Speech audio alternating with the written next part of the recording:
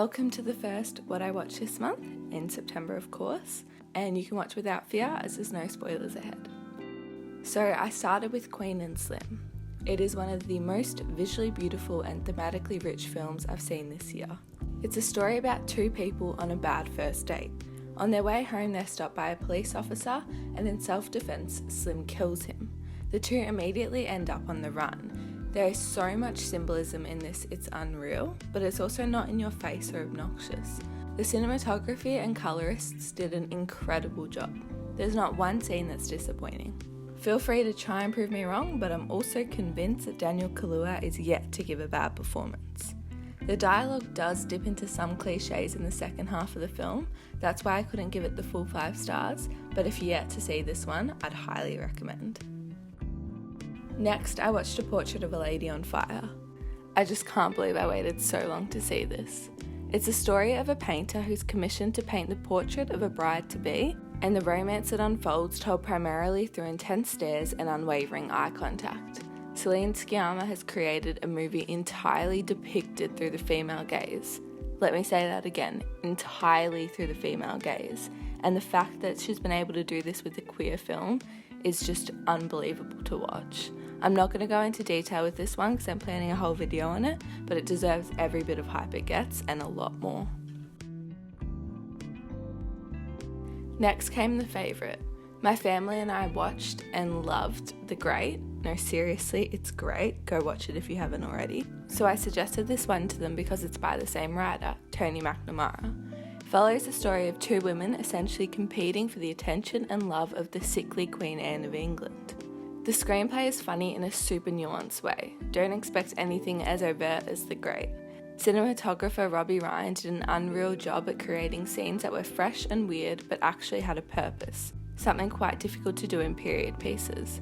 Their editing and acting were equally as amazing. If you're after a super realistic historical portrayal, keep looking, but if you're after an innovative, wacky and highly entertaining film, get on to The Favourite. Okay, I grew up reading Asterix, and seeing these characters come to life in the mansions of the gods, the brawls, the magic, potions, Caesar, it was seriously nostalgic.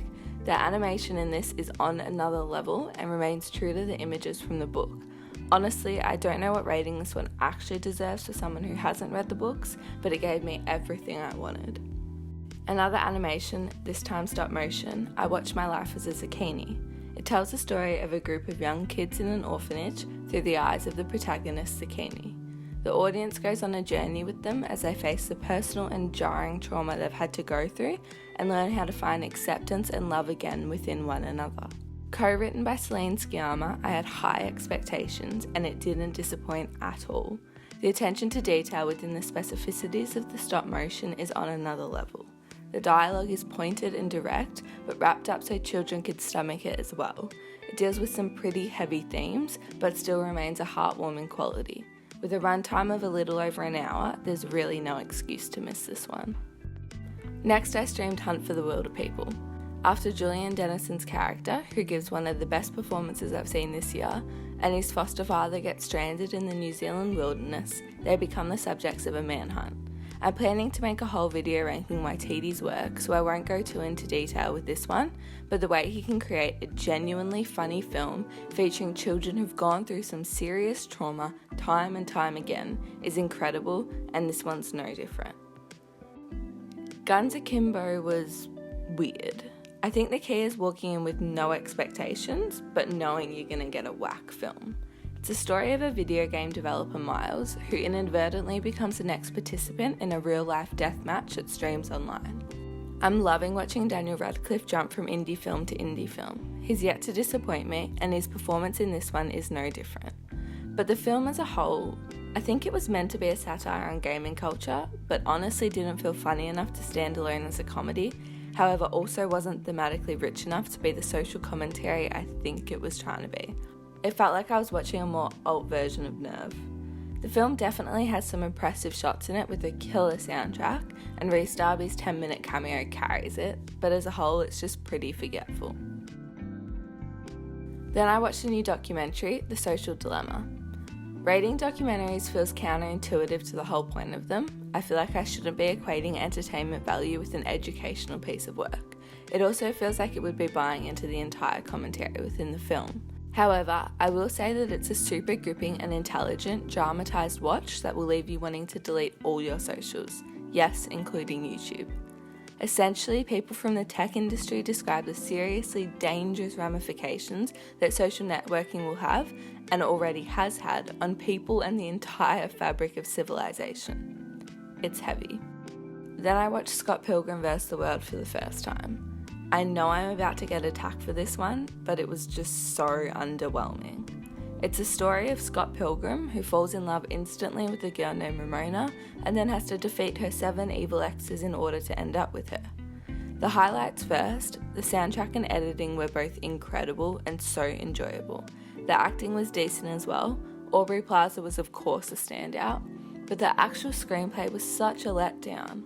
I love Edgar Wright's work, but this was boring and repetitive with some freakishly toxic characters.